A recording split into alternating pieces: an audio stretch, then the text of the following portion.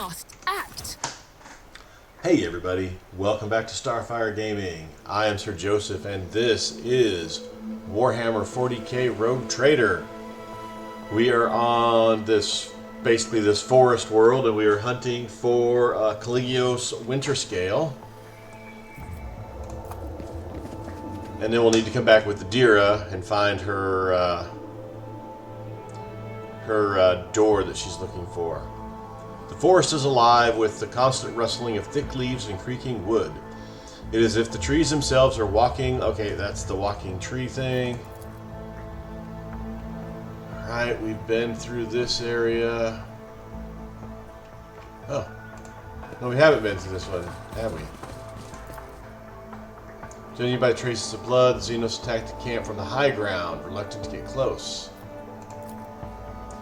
The markings on the containers date back to about 500 Terran years. Inside are decayed remains of unusable equipment.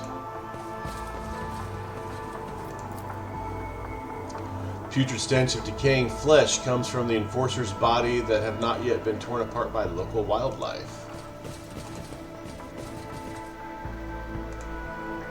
This Explorer tool is blessed with multifunctionality.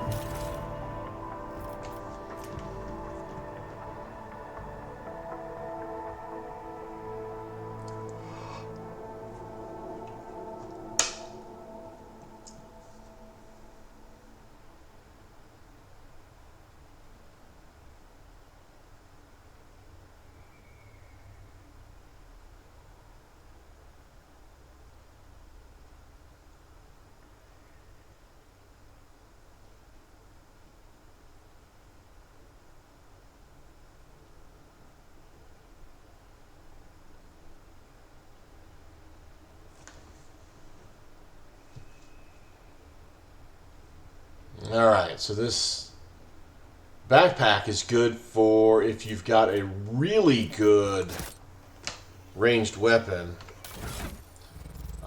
with this, but this has only got oh, it does have a rate of fire 5. What's your backpack? Oh yeah, definitely we need to get you this new backpack.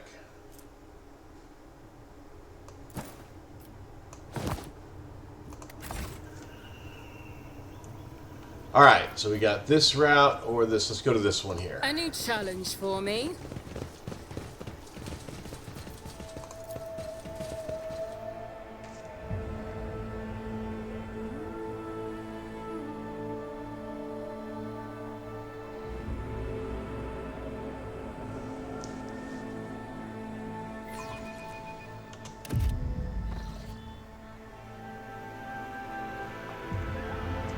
Quite a few hours pass before something worth noticing finally shows up amid the dense forest.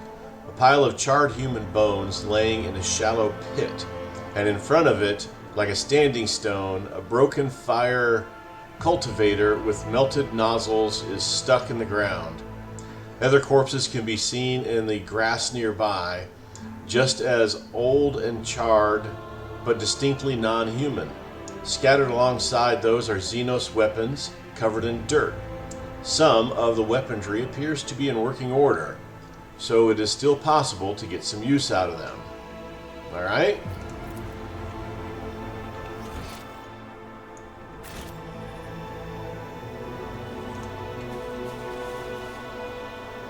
Alright, so we've been in this one already.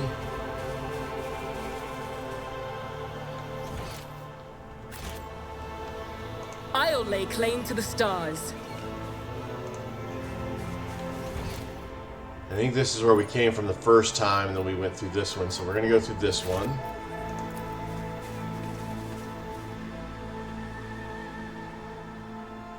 Every time I see this load screen pop up, I'm like, oh, did we make it back to the city? That village?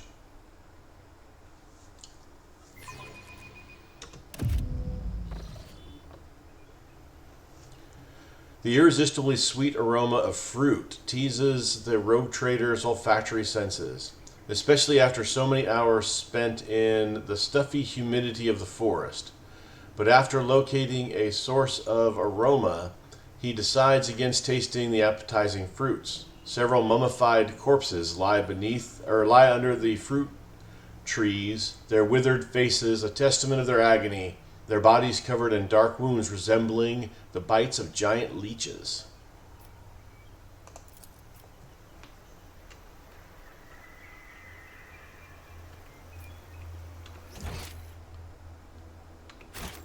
Okay.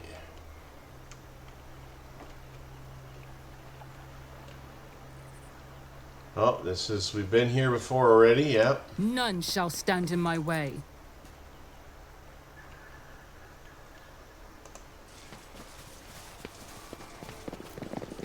Let's go back through this one.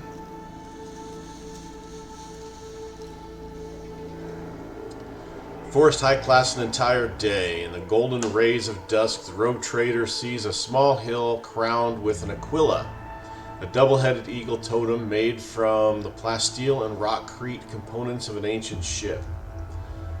The foot of the hill provides a much less scenic view, however. The soil is stained brown from all the flesh smeared upon it, contrasted only by the white specks of bone shards mixed into the dried-up bloody mess. Well, that's not good at all.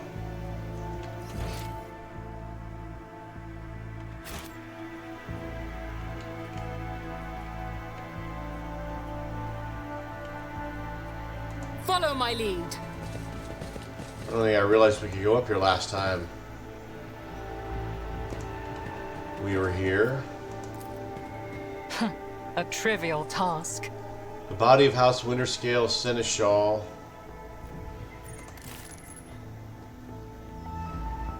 has been picked clean by wild beasts, but the marks on his spine and his split skull suggest that the man was sliced in two with a power weapon. The camp was routed. Was it the fury of my kin? They fought monsters from among the Monkey only to become no different than the monsters themselves.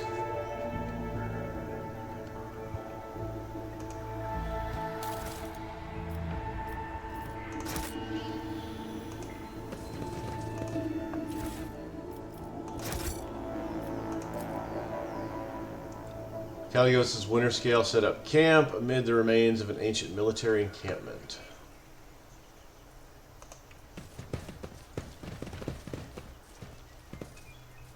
Yeah, we just came here, didn't we?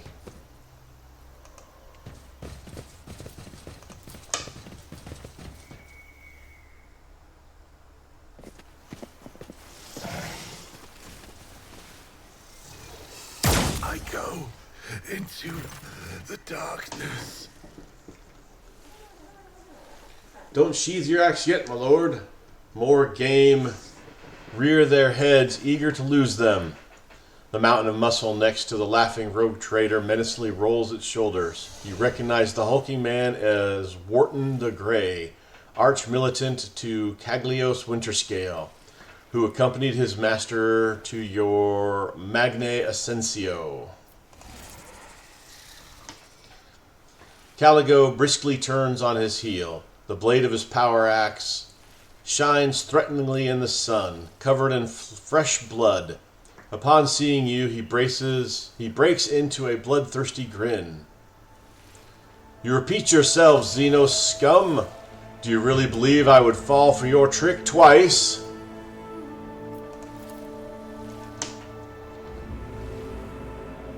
O Starborn, graciously allow this priest to speak. The one before you is not... Silence! Caligos barks at the old man, his eyes blinded by blood and rage. I did not feed you to the forest beasts for one reason and one reason only. You may still be of use. If you do not want to die with these Xenos, shut your mouth. Lord Caligos must have lost his mind. Why else would he mistake the Lord Captain for the enemy of humanity? Abelard lays a hand on his weapon apprehensively.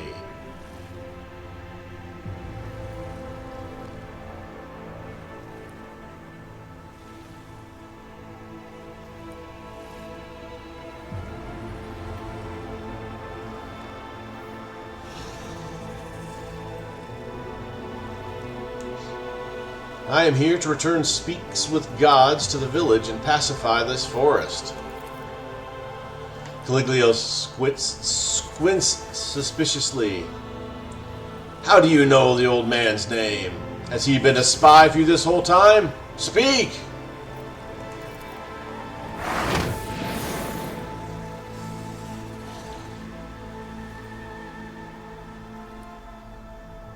As Caglios bares his teeth ominously, the old man quickly starts whispering something into a strange shell-like adornment he wears.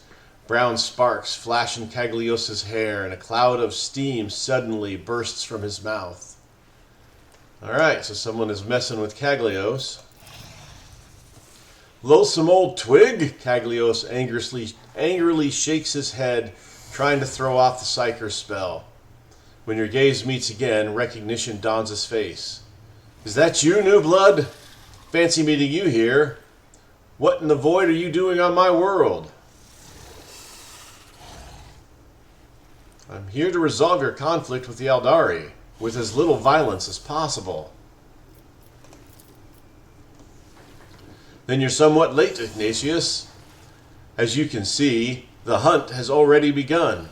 And this time it is not even my doing. The prey came to fill my hunting grounds by itself. So how could I resist? Caglios laughs without a shred of restraint. You know your lordship, Von Valentius. Why don't you join in the revelry? I'm not greedy. This world has enough trophy for both of us. Oh, let's access his... Unsurprisingly, at your first meeting, Caglios Winterscale appeared before you in a more favorable light. However, under the layer of dried blood and dirt, you notice a strange detail. The Rouge Trader appears neither wounded nor exhausted. Having spent a good 30 nights in the forests of Quetzaltemer, Winterscale has merely swapped his dazzling smile for a feral grin and drenched himself in the blood of his enemies. Inspect Caligula's retinue. Speaks with gods, looking on with trusting violet eyes, and you notice silvery sparks glimmering within. His thin, wounded body shivers from the slightest gust of wind. Yet you can still sense the power contained in his elderly frame. He nods meekly and gives you the same simple, genuine smile as his sister from the tribe.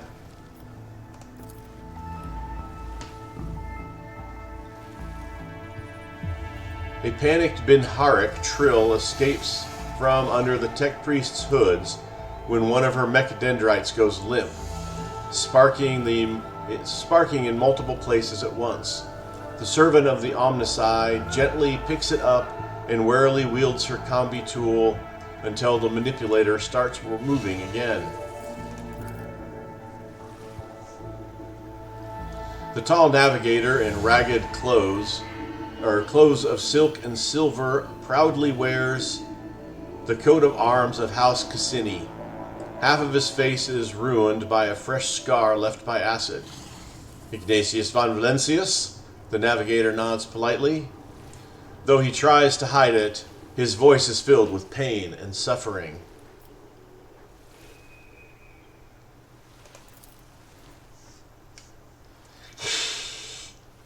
The Slith mercenary looks around viciously, frantically clutching their weapon.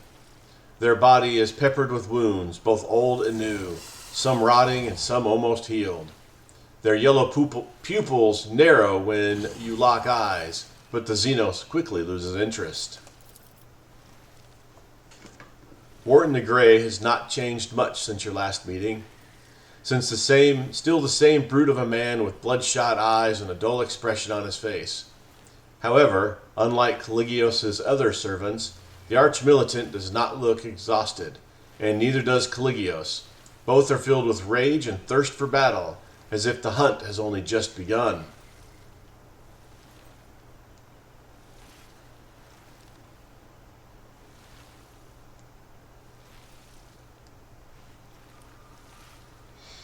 I would like to ask a few questions about your presence on Quetzaltemer. Really? I should like the tenderest sea serpent steak and a bottle of Calixian Amisac. What misery. For 10 moons already, I have been forced to subsist on grass, roots, and insect larvae. Caglios growls restlessly. Save your questions for later, Ignatius. I'm not talkative when hungry. Let's find a way to the old man's village, and then I will give you your audience. The old man guiltily lowers his head. The forest home of this priest and his people have always been full of wisdom and life. But the fire rain called by the outsiders from the darkness, one great moon and one small moon ago, angered the forest spirits. This priest must find his way home, to the heart of Quetzaltemer, and perform a soothing ritual alongside his tribe. Until he does, the spirits will suffer and twist the trails. Until he does, the Starborn will not be able to return to the stars.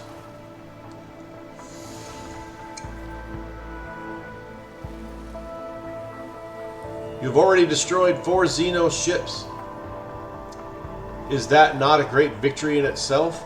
Cease this hunt, and I will make the Xenos leave your world forever.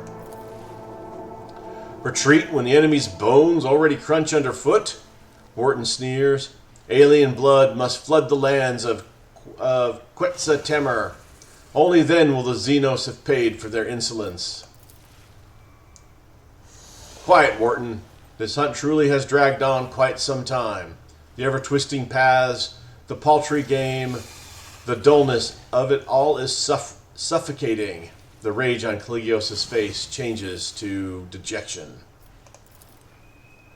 I may accept your proposal, Ignatius, but only when I am certain of the destruction of the remaining enemies. Of course, that's assuming we find them in this accursed forest.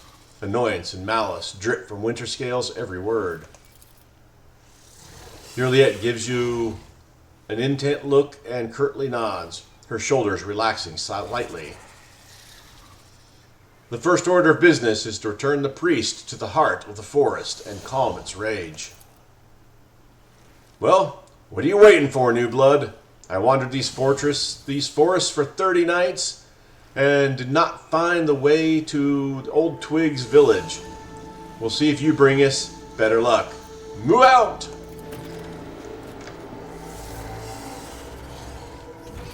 Alright. This is a new area.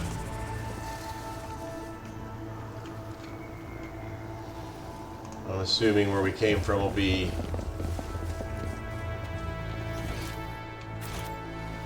closed.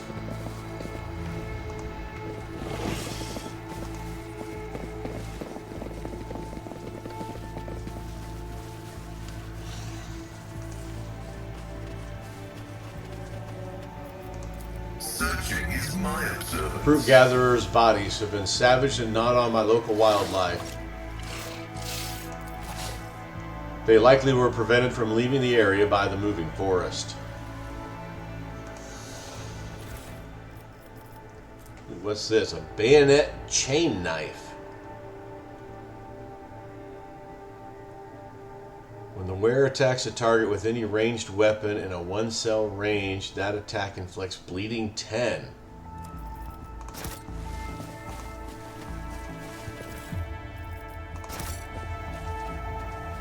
It's about time. The sweetest smell of decomposing comes from the woven basket. For whatever reason, the fruit was left under the scorching sun. Fruit and sweet sap used to harvest the clearing, but now it's...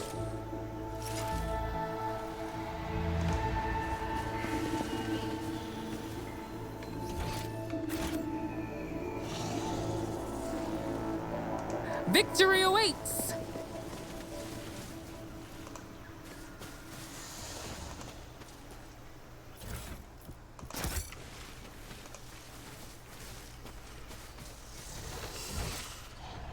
Well, there's only one way out. Or we didn't go all the way down the other way, or is that the only way out?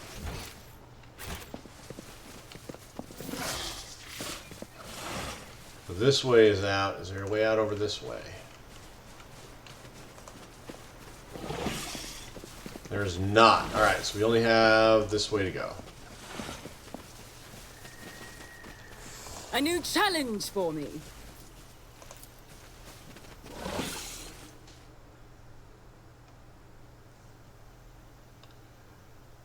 Alright, the shade of the... Okay, we've already done that one.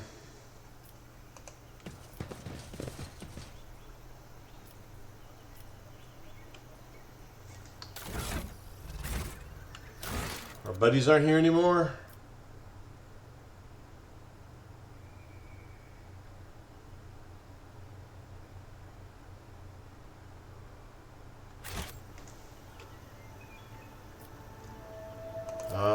Where's...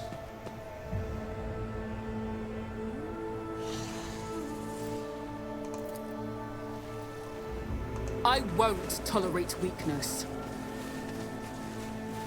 Okay, there's everybody there.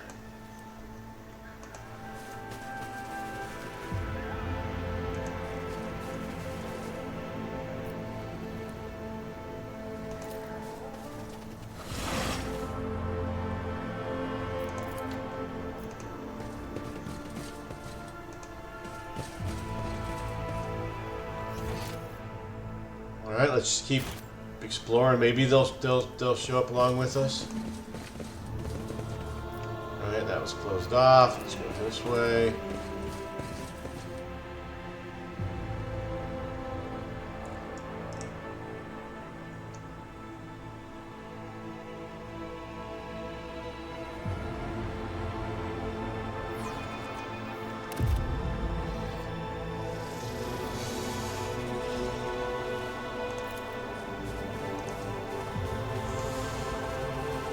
I'll lay claim to the stars.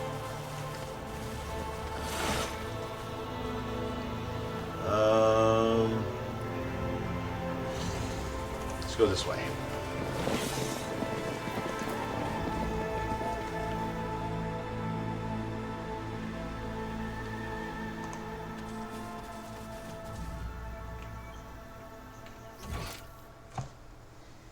All right, so we came in from here.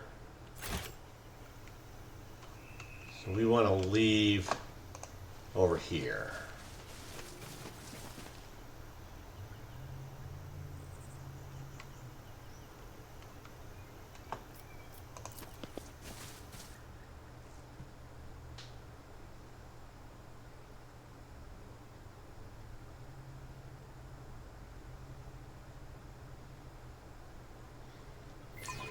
And assuming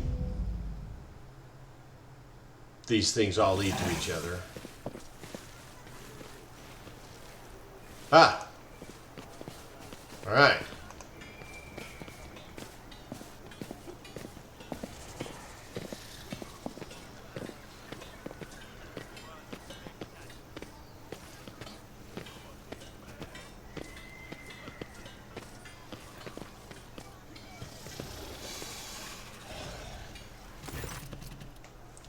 Everything happened just as Speaks with Gods foresaw. The Starborn are back. And with them, our...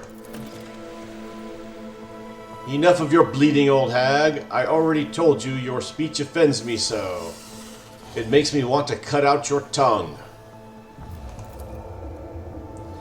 Caligulus waves the woman away with and turns his flinty gaze on Speaks with Gods.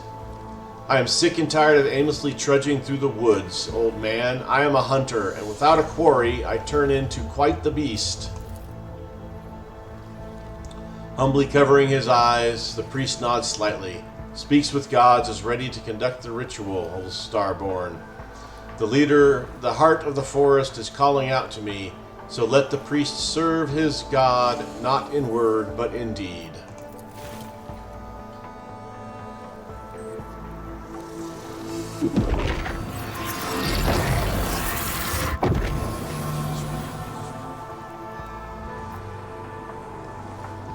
It is done. This good-for-nothing psyker has finally proven himself useful. Winterscale looks around the settlement with a bored expression. I intend to have a good night's sleep and enjoy the local delicacies. One good thing about Quetzaltemer Is the fruit here is sweeter than Calaxian honey and more tender than the meat of a young grox. You should get some rest as well, Ignatius. And remember, it is better to go hunting when you are full of vigor, but slightly hungry. The hunger adds osity, makes the kill more intoxicating, you know? Let me know when you're ready to part, or if you decide to share a few stories, then come to the bonfire. It is not often that two rogue traders can indulge in confidences away from prying ears. Winterscale sardonically clicks his tongue and nonchalantly salutes you in farewell. All right.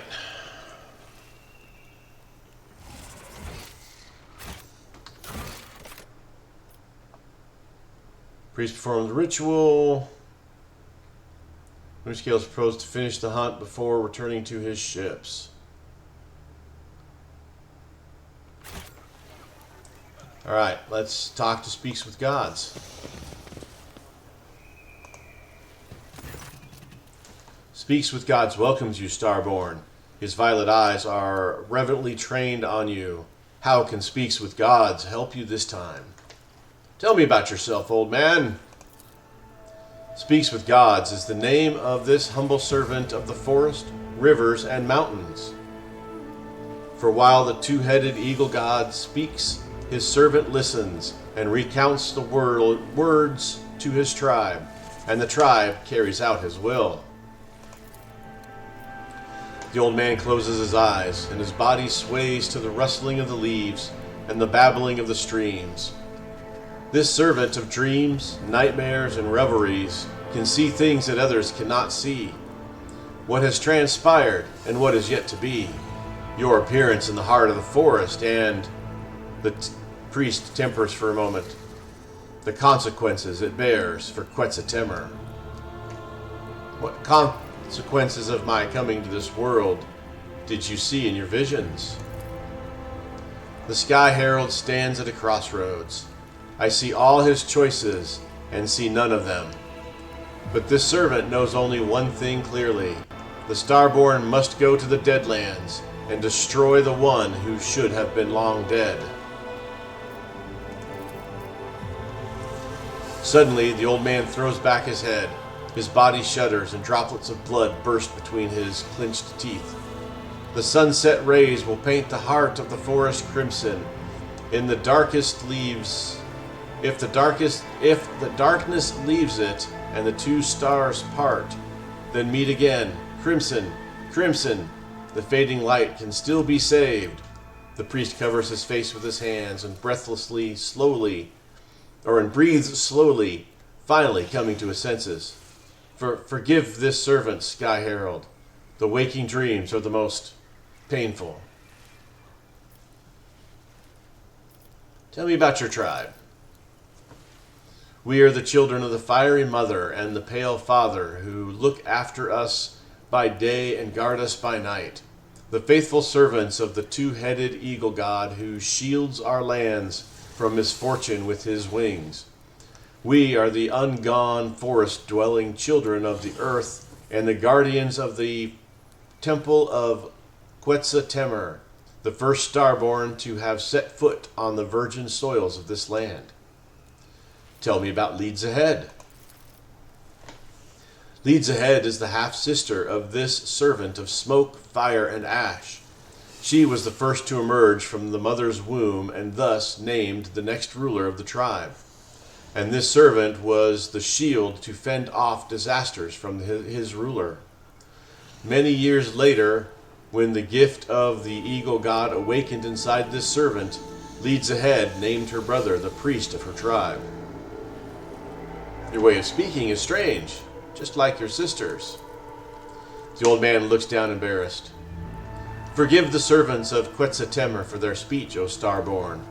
No matter how much the ancestors tried to pass the language of the gods on to their descendants, the tribe seldom uses it. For the gods only descend from the heavenly palace, not more often than once in 3 life dwells.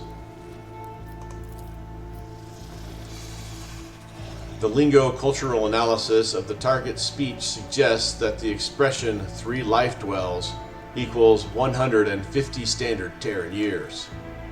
I have other questions. Your servant knows what you would say then. Your servant knew that you would say that. I can speak sometimes. Did the ritual truly make the forest safe? The priest nods affirmatively.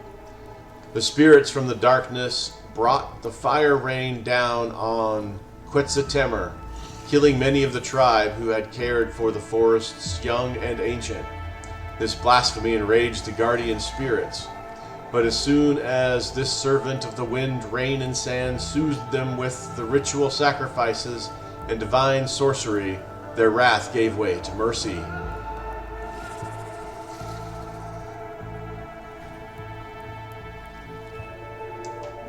Did you not foresee this in your visions?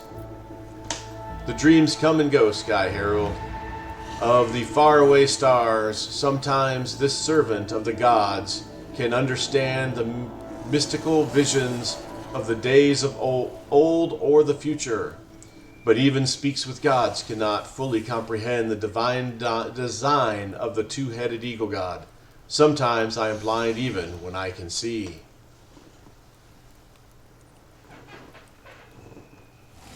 You are a good man, even if you are an unsanctioned psyker. The old man smacks his lips, pleased with praise. Blessed is the life that serves the two-headed eagle god and his sky heralds. Tell me, how did you and Winterscale survive all this time? The Starborn who carries the seal of Quetzaltemur's descendant is strong both in body and will, as befits a god. His servant, like the rest of his entourage, had grown weak on just the 7th night of our journey, but the Starborn continued to lead us fearlessly, pressing forward to seek out the spirits from the darkness, even among the twisted paths, delivering the sky's judgment. This servant of the grass, flowers, and trees regrets only the imminent death of the Starborn's companion, the one you call the Seneschal. He quarreled with the ironclad guardian, and his words enraged the Starborn, and thus he slashed the unfortunate man's body up with his axe and threw the remains to the wild animals of Quetzaltemur for them to feast on. That's not necessarily a good thing. Do you mean to say Winterscale killed his seneschal? The servant saw everything with his own eyes. The old man pauses in hesitation, then continues. It is not proper, perhaps, for a mere speck of dirt under the heel of a sky god, or a sky herald of the two-headed eagle god, to muse upon the deed. However, this servant did sense, with his entire being, the rage that possessed the Starborn at that moment, and the ironclad guardian reveled in his god's wrath. Ironclad guardian? I suppose you mean Caligios, Winterscale's arch-militant. Wharton the Grey seemed dangerous to me even on our first meeting, but our time together spent wandering through the forest cemented this notion. I must take my leave. May the two-headed eagle god shelter you under his wing, O Sky Herald. Alright, let's talk to Caligios. Maybe we go talk to his other folks here first. Let's go talk to his tech priest. Alright, nothing there, but...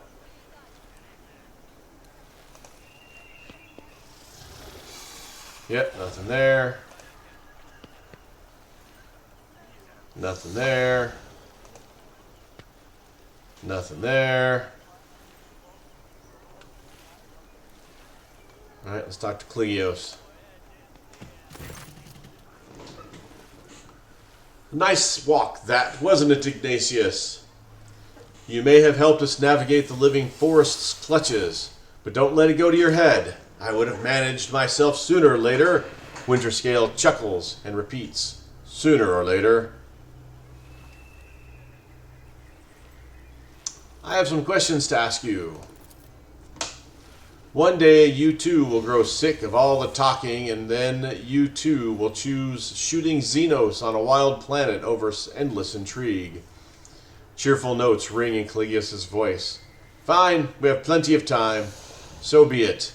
I will give you a private audience.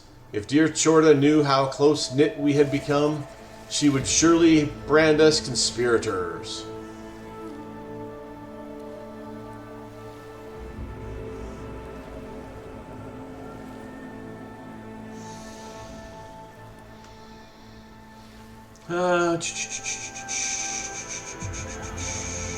I hear you have decided to oppose both the Lord Inquisitor and the Chorda dynasty.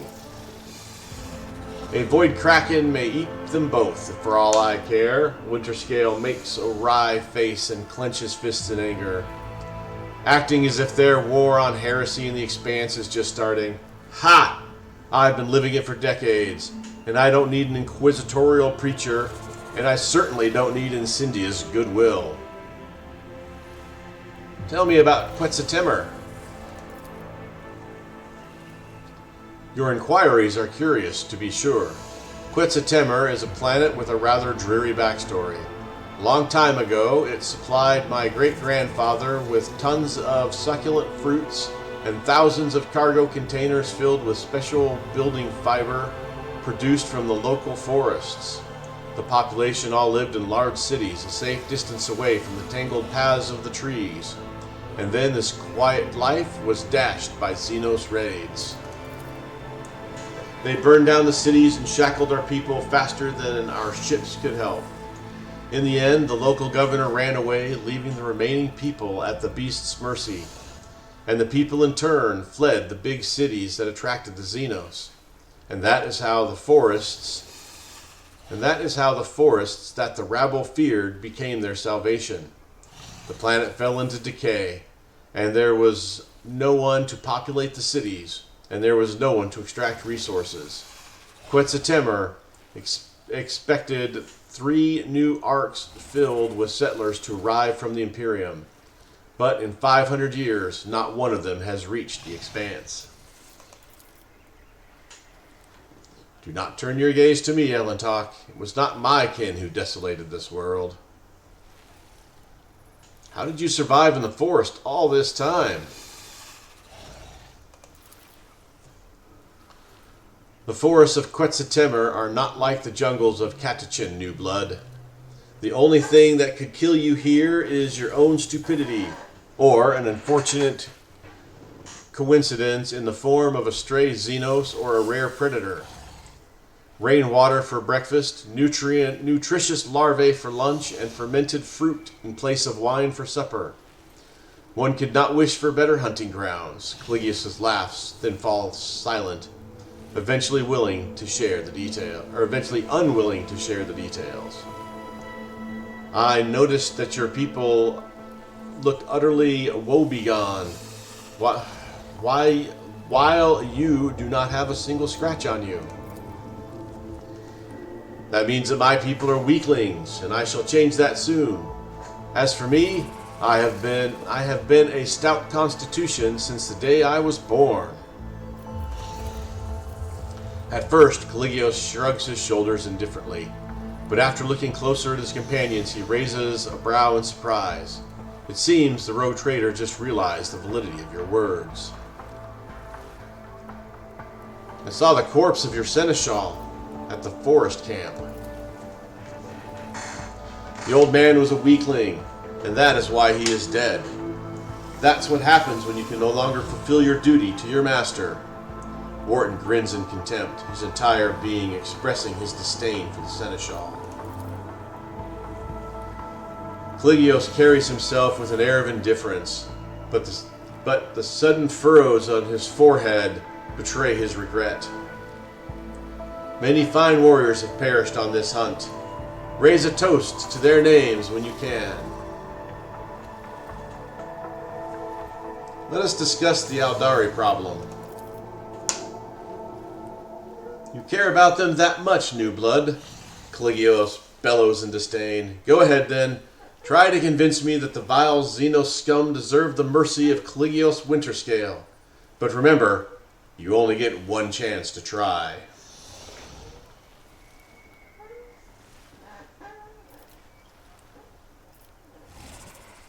So 86 on that.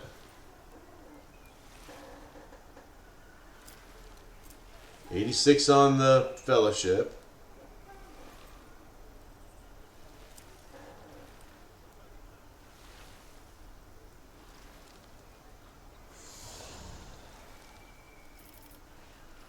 $100 on the Persuasion.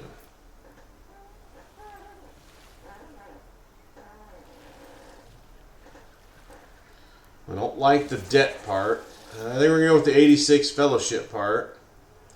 Interesting. The Winterscale I've heard of would have never thrown his Protectorate to Chorta so easily. Winterscale flinches as if from a blow, and doubt darkens his gaze. Testing the boundaries, are we, Ignatius? I like your boldness, but you shouldn't stick your head so far into the beast's throat.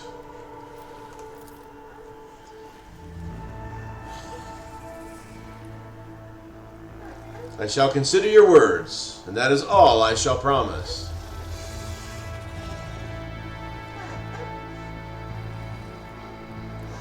Now, do we have to go with him, or can we just leave and go searching on our own?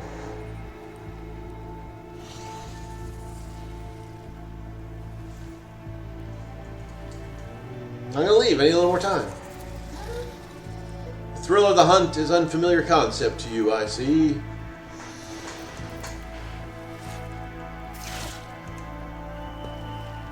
Alright.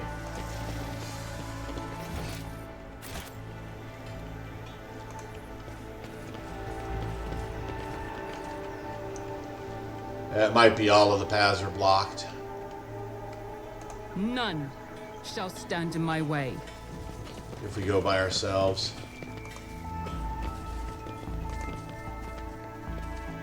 That's probably the path to the Darklands, maybe?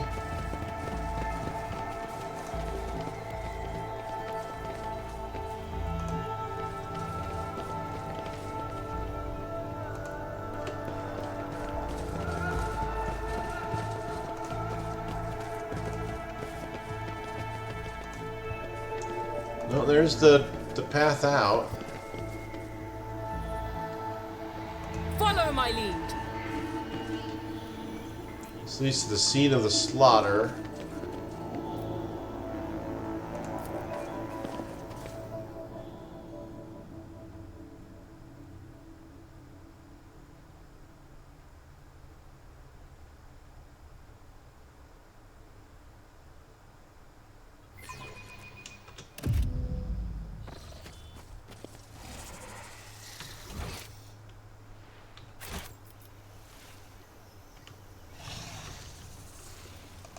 Forest settlement.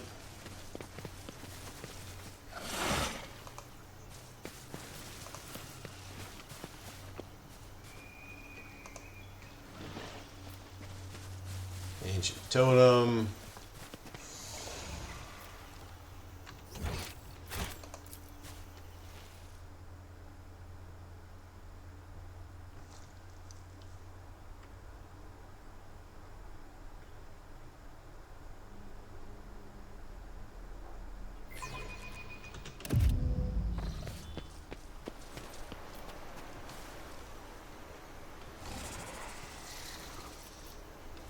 Forgotten bunker.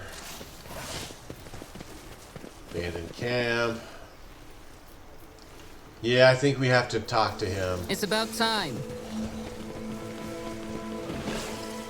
Alright, I'm going to run back to camp here. It's about time to call it, so I'm just going to make my way back to the village and then call it for this run. So I want to thank you guys for watching. I do appreciate it. As always, like, subscribe, and comment. I appreciate that as well. I have been Sir Joseph. You guys are amazing. Until next time, stay safe out there. And I'll talk to you later. See, they were all with us, weren't they? Interesting. Oh well, anyways, as soon as this loads up, I'm going to save it and be gone. Thanks again.